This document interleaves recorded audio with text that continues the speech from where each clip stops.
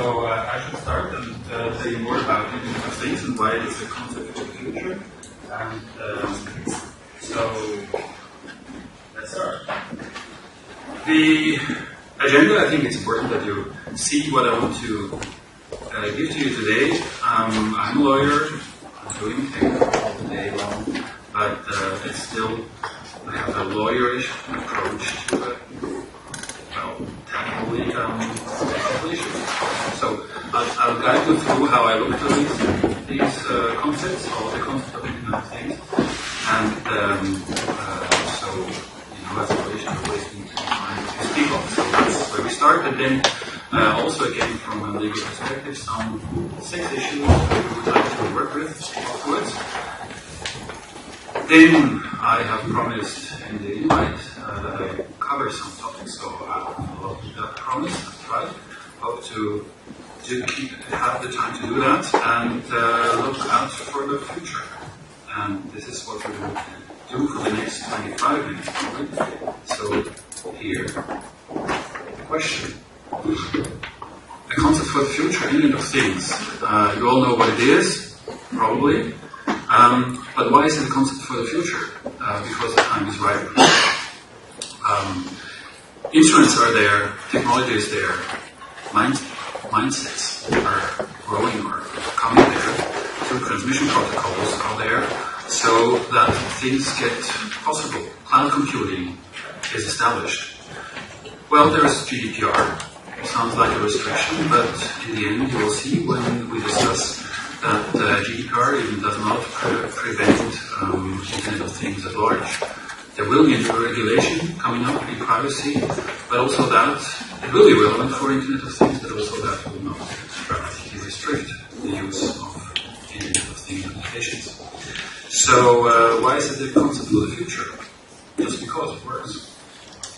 So let's see what it actually is and how a lawyer looks at that. The term Internet of Things for a lawyer stands for this. The access by someone, and I think it's important, these elements are important for a lawyer to work with afterwards because we deal with those terms access in the laws. Access has a specific meaning in legislation. So the access of someone to some endpoint, very important, can be any endpoint, I'll come to that later, owned by someone. It can be the same person as the one accessing it, but it can also be another person. And the remote collection of data generated on or through that endpoint. So basically that's, from a high-level perspective, what I need as a definition for Internet of Things. And of course, we then need to tackle the elements of the term Internet of Things. So what does things mean in Internet of Things? And it really means anything. Anything if it's an endpoint. It can be a fridge, of course, a real thing, a car, railway wagons, so all equipped with some sensor that will allow us to generate and collect data. It can be devices, wearables, a cell phone. A cell phone is a top or one super thing to connect a human to a digital world. I think that's the challenge, the underlying challenge of Internet of Things. As a question, how to bridge the gap between the real world into a system.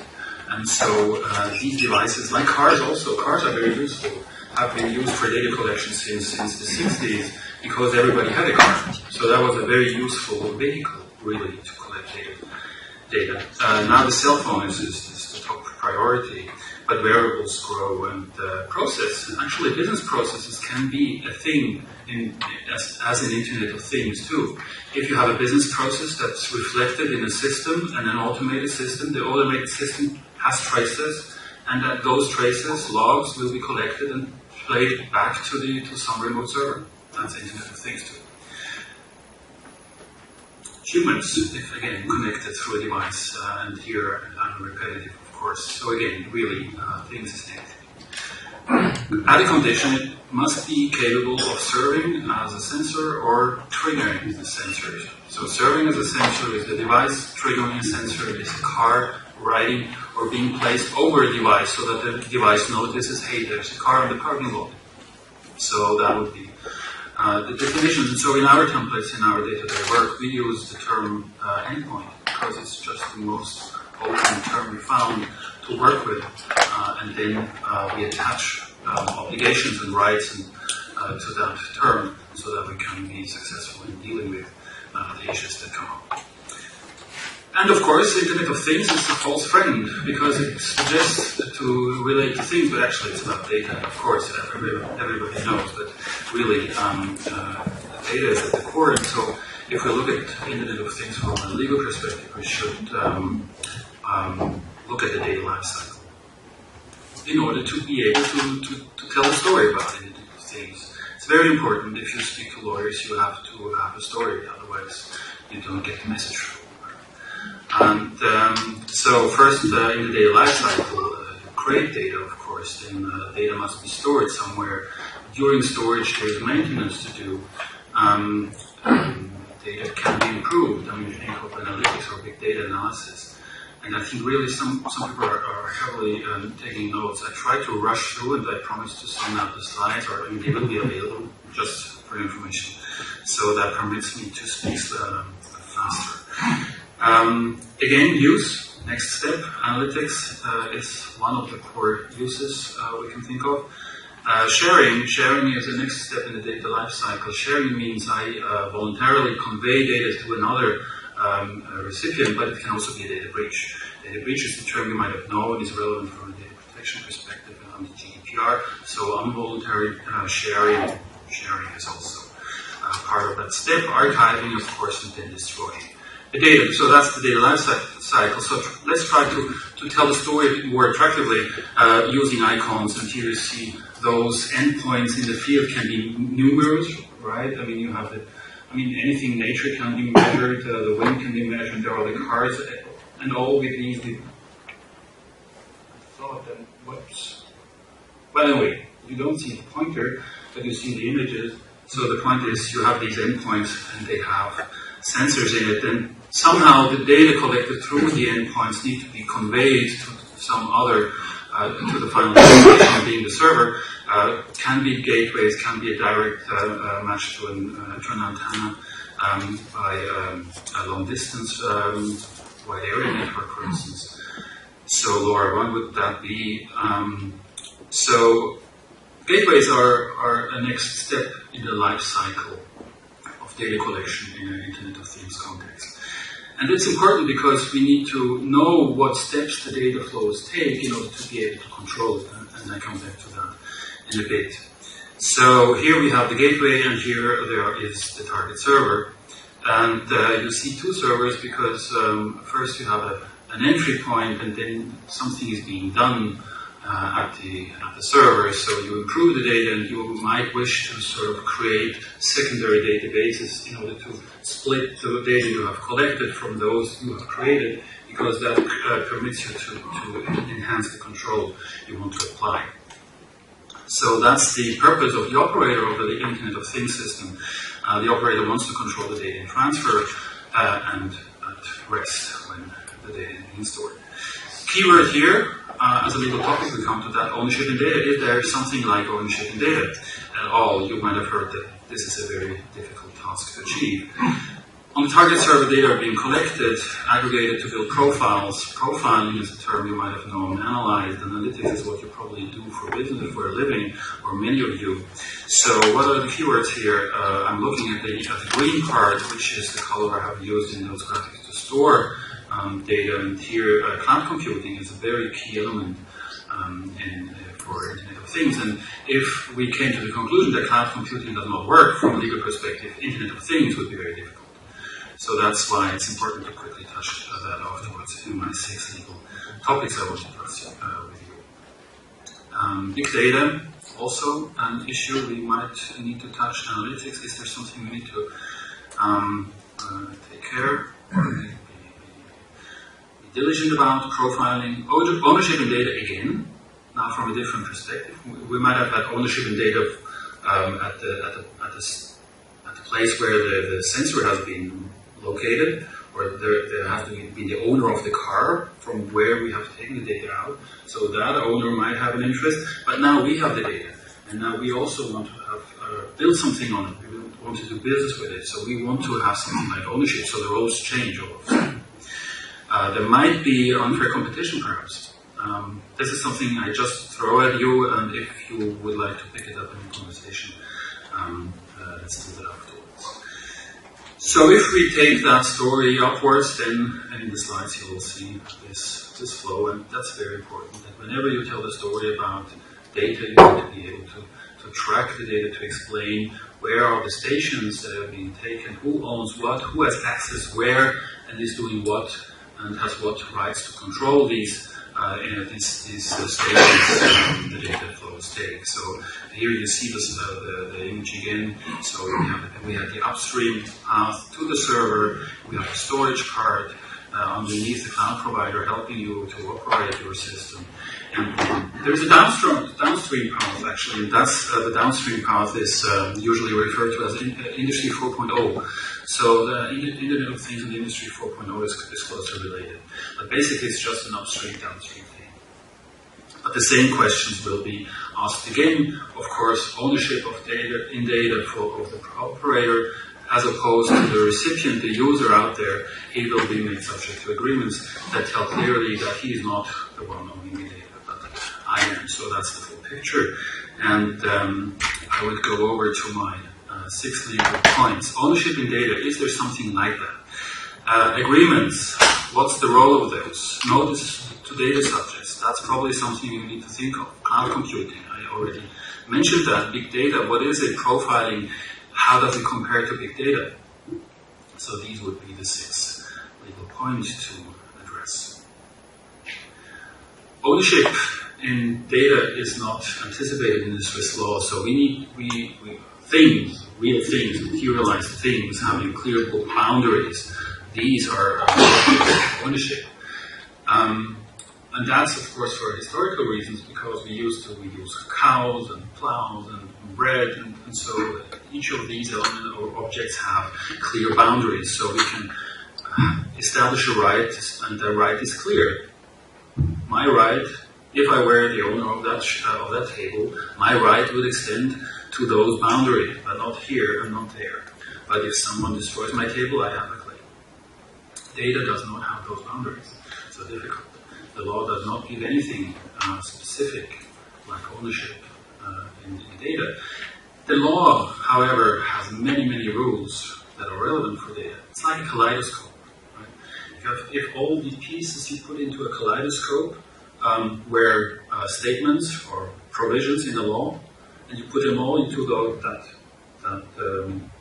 tube, and you look into that, the overall picture you get is what the law says about data. There are many statements about data. And the law translates what we want to have as ownership, translates that, and it uses the term control. Well, that's probably the gist of what the law says. So if we want to have ownership, we don't need to use the word, or we shouldn't use the word ownership, we should use the word control. And we can operate with the word control. But sometimes the law does not help us very much. So here you see a graphic. And the graphic says there is a world of information out there. And there are some laws protecting that information, depending from various circumstances. So if the law says something, I put the plus, because the law says something. So that means here we have protection. While we don't have that protection here, that would actually then translate into free flow of information, so that's why you have the waves. Right? So, and for instance, intellectual property laws like copyright and patent and trademarks are laws that deal with information and give something in addition to the holder of the right. So that's why there is protection. But if there is no specific protection in the law, then we have the principle of free flow of information. That's very, very important, because usually data sits here. So you don't have specific protection to that in terms of ownership. You also don't have control. If data is out there, it's out there. Anybody else can access it. So what you want to do is you want to physically or factually control the access. So that's nothing to do with the law. That's your own operational management of the service. And then you also want to have agreements telling your recipients, for instance, what they should not do. But if you don't have these agreements, you're not protected. If they get access, they can reuse. That's the rule. Whoever has access has a right to reuse and do many things, except if there is really something that hinders him or her from doing that, like an agreement or like a law. Some people say intellectual property laws are dead, so that's a coincidence with the crosses here. So, but it's a fun coincidence, I thought, and I like it a bit. So, second, whenever you collect data, the strongest rule you have is transparency. Transparent society is getting more transparent, I think. But whenever you are not sure about whether you are whether you might disappoint people, and if you want to have ownership in data you collect, you would like to give notices to that very much, to that extent that is still helping you.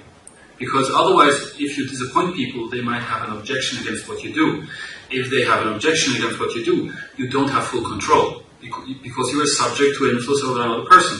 That's not what you want, so give notices. Notices can have a foundation in just the relationships you build, nothing to do with personal data, just a disappointment you can create, a reasonable expectation that has been created, or explicitly established in the law in the GDPR. For instance, in 2 articles, there is an obligation to give notices to data subjects, and there is an obligation to establish documentation about what you do, so that in case you are asked, you can actually respond.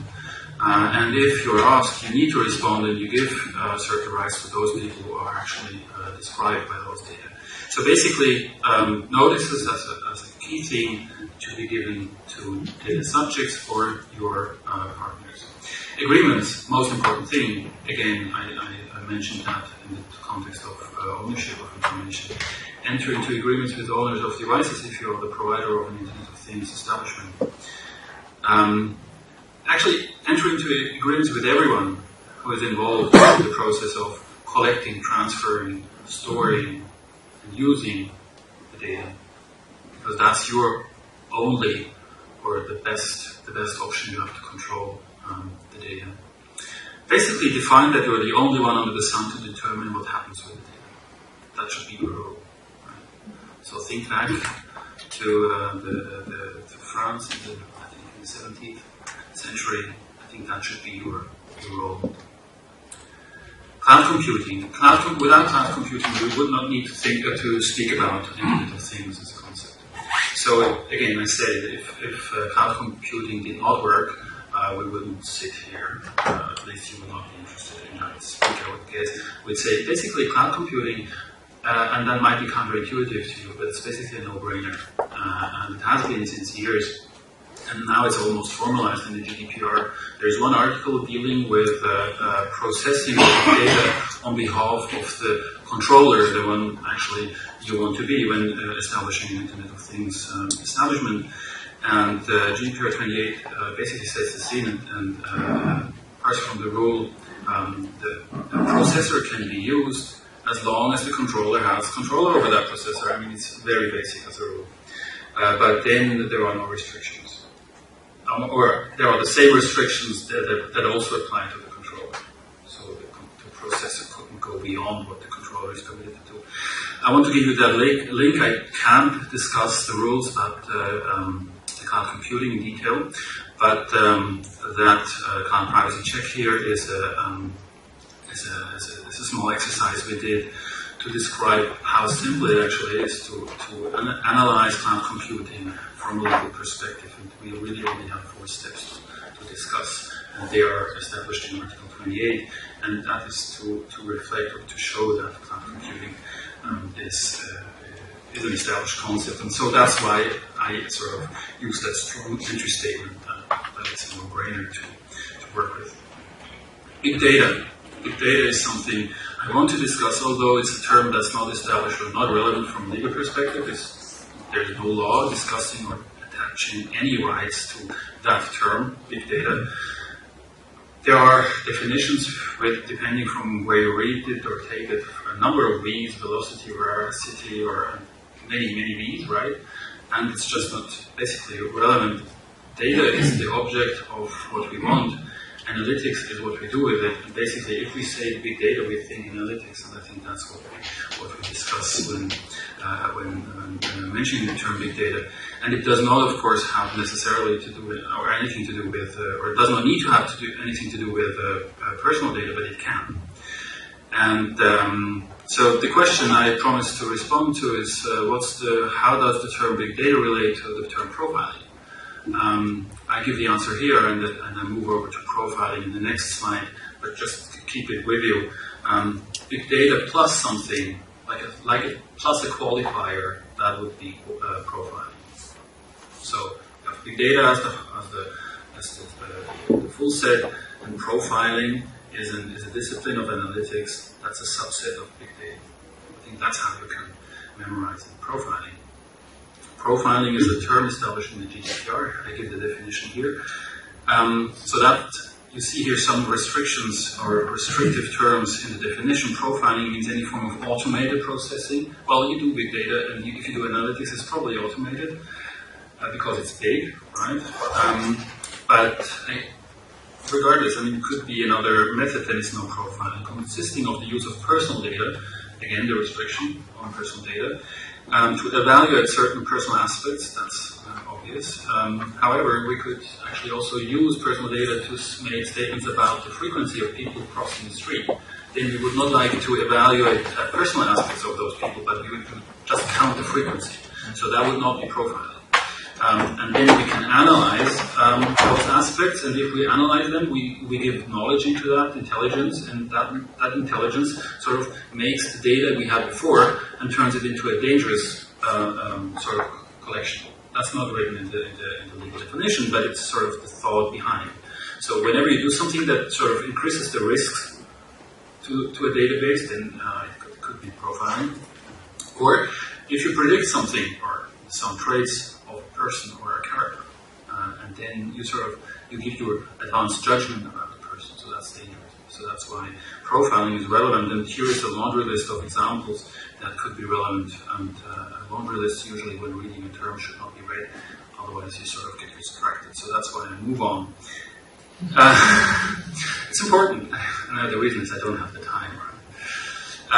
Profiling, but you get the slides, and also can give you a link to a very useful app that displays the GDPR. You have a GDPR in your pocket, you can really show off and say, I really am well informed. And it's a good app it reduces the legal text, and then it's easy to read. It's really nice. So, I mean, there are many out there. So why are we defining terms? We are defining terms because they have legal consequences. Legal consequences are set out in Article 21 and 22 of the GDPR. And so basically, whenever you do profiling, you should inform the data subject about it. And if you use the results of the profiling for direct marketing, then the data subject can say, I don't want that, and you need to follow up with that objection. And no condition, he or she can just object like that. But then there are other situations where you have a reasonable interest in actually processing the data like that, and then the subject cannot object in all situations. What we want to achieve, and that's very important, and that's also forward-looking for a future concept. There is one statement in the GDPR, actually two very important statements in the GDPR that have some forward-looking value. Really. And that's one of them. Automated decision should not be made, or there should be rules or objection. The data subject should be able to object against the machine taking decisions with the relevance to the person. So that's sort of like the blocking element to avoid that our world drives into a direction where machines take over control. They will never have control, of course. They are machines. It's very important. I also think, well, intelligence is not a good word to be applied to machines, but of course there can be automatisms around that would influence our world. So that's a very important rule in the GDPR. One of them, I come to them, the other one. Actually, the other one is data portability. These are the sort of conceptual important rules in the GDPR. So there, if an automated decision is usually taken, then the subject must have the right to say, I don't want to have that, I want to tell you my position, and you as a human should then either confirm or reiterate on your analysis. So I have promised to design, to respond to how to design an IoT system. I basically gave the promises already, right? Treat it as if it has personal data in it, except if you're really, really clear that they won't, because otherwise you lose yourself in conversations about what's personal data, and it's really not worth it. You will pay many lawyers' fees, and it's not really, you would get the answer, I don't know, in the end. So do it from the start, do the compliance exercises. Never go with consent. That's really a rule of thumb. If someone tells you you need to have consent, challenge that. Try to build your system in a way that you don't need to have consent. You need to control the step in the workflow in order to have ownership. Control means you need to control access and use and deletion of data. So take security issues seriously and establish segregated systems where you can. I run out of time, actually. I tried to rush through. How to perform analytics is something I will need to skip, I am afraid, because otherwise we cannot come to the future, to the statements that we will have for the future. I don't analyze. So,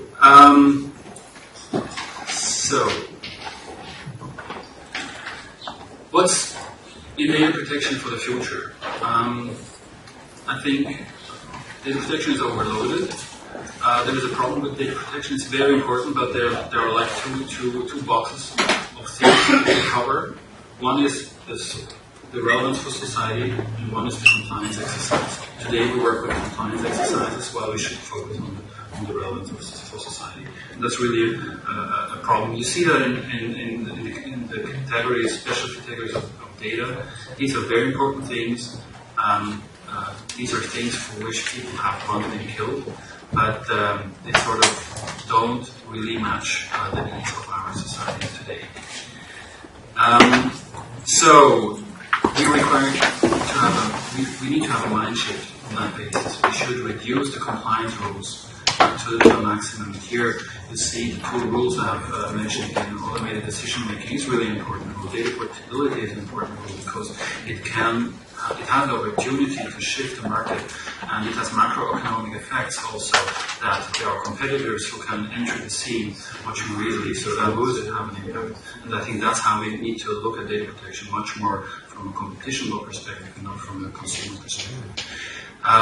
Then of course there are important things. I don't want to be denigrated by anyone having my data, so I don't want to be bullied. And I of course don't want to have an overbroad government, or a government having all of the other things. So what should we do?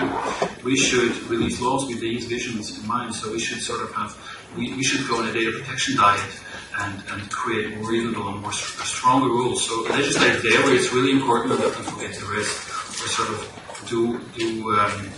take other approaches to increase the quality of data processing. So that's what I would that I'm working on also in the context of an association with those Swiss Data Alliance. I think that's the final, almost final statement. Swiss Data Alliance is an association that wants to push forward a reasonable data policy for Switzerland with overall concepts in mind, concepts that are able and have the potential to gather most of Swiss political parties and citizens. I think that's very important, that we reduce the focus on what's really important when it comes to data. So I thank you very much for your attention, and that's it.